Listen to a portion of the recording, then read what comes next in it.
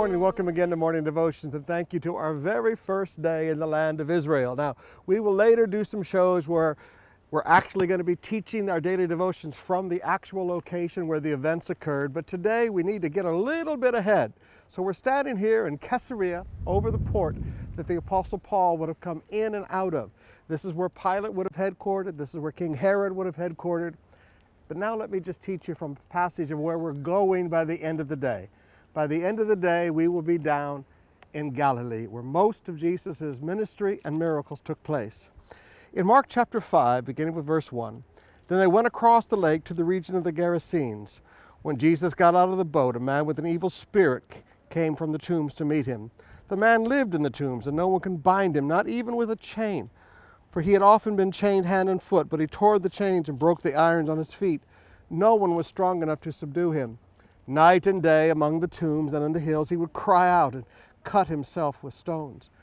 When he saw Jesus from a distance, he ran and fell on his knees in front of him. He shouted at the top of his voice, "What do you want with me, Jesus, Son of God? Swear to God that you won't torture me." For Jesus had said, "Come out of that man, you evil spirit."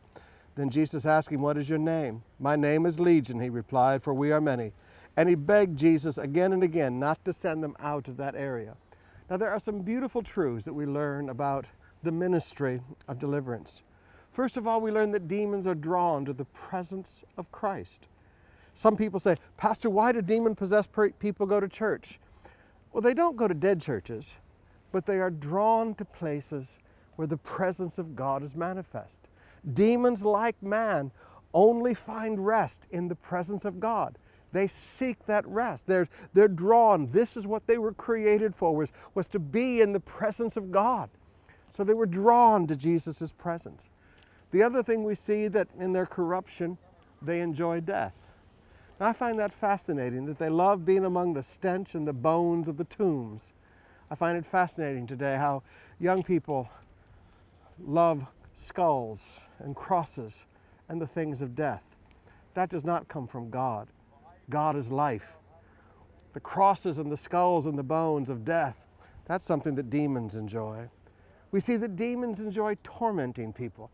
This man cried out day and night. He cut himself. He self-mutilated his flesh. This is all the work of the demonic. This is never the work of God. We also see that demons are afraid of Jesus in verse 7 because Jesus was not afraid of them. And I think that's so funny today because I even meet Christians that are afraid of demons. Jesus wasn't afraid of demons. Jesus is Lord. Now, brothers and sisters, He lives in you. You need to stop being afraid of demons. But I want to close out with two simple thoughts. Demons desire an area or a territory. It is not demons that create the spiritual environment of an area. It is demons that come because of the spiritual environment of the area. This area of the Gadarenes were Jews that were apostate Jews. They had turned against God. They'd come back from the Babylonian captivity, intermarried with other races. They raised pigs. They did all kinds of things that were completely against the law. Now, brothers and sisters, when you understand that, you see that this is a spiritually devastated place. And at the end of it all, they even asked Jesus to leave.